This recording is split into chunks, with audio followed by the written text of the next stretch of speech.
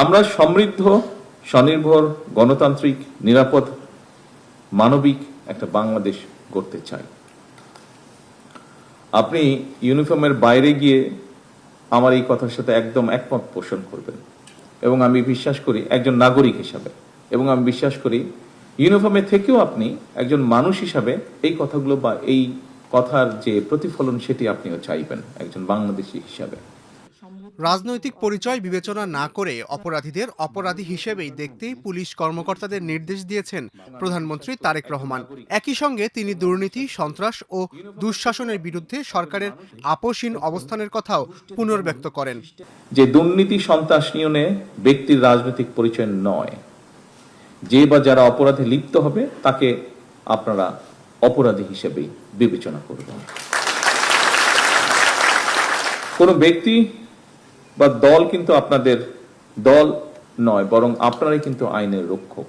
এই জিনিসটা কিন্তু আপনাদেরকে মনে রাখতে হবে। আপনারা দায়িত্ব পালন করবেন রাষ্ট্র এবং জনগণের কল্যাণে। একটু আগে আমি বলেছি, জনগণের সঙ্গে পুলিশের সম্পর্ক হবে আইনগত এবং মানবিক। 11 মে সকালে রাজধানীর তেজগাঁওয়ের প্রধানমন্ত্রীর কার্যালয়ে পুলিশ সপ্তাহ 2026 উপলক্ষে আয়োজিত এক অনুষ্ঠানে পুলিশ কর্মকর্তাদের উদ্দেশ্যে দেওয়া ভাষণে তিনি একথা বলেন।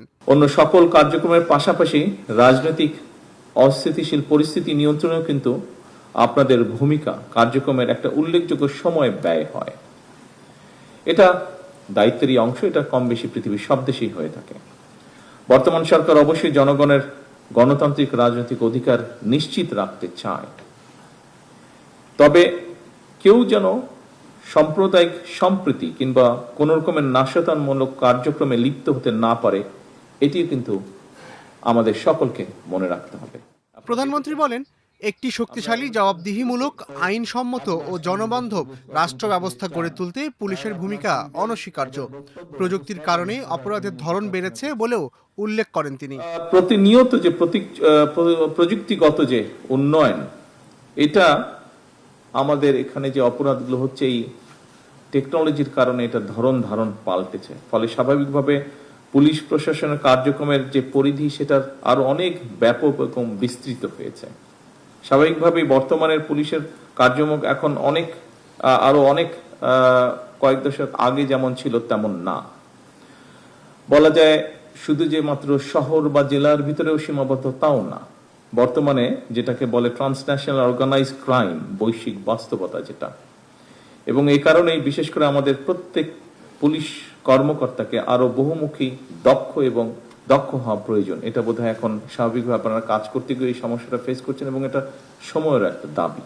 পুলিশ সদস্যদের উদ্দেশ্যে তারেক রহমান বলেন, শুধু পদোন্নতি কিংবা পছন্দের জায়গায় পোস্টিংয়ের জন্য পেশাদারিত্বের সঙ্গে আপোষ করলে সাময়িক তুষ্টি লাভ হয়, কিন্তু পেশাদারিত্বের সঙ্গে আপোষ হয়ে যায়।